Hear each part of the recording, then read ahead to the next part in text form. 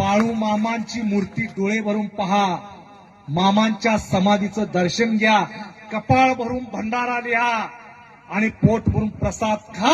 तुमचं गाराणं माझ्या बाळू मामाला सांगा, तुमच्या जीवनाचं कल्याण झाल्याशिवाय राहणार नाही.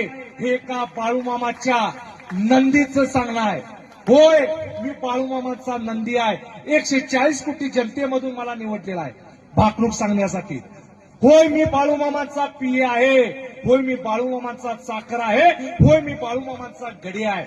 त्यांच्या दरबारात वर्षातून एकदा माझी 3 तासाची सेवा असते. महाराज, जगाचं भाकीत सांगितलं जातं, 140 कोटी जनतेतून मला बाळू मामांनी निवडलेला आहे.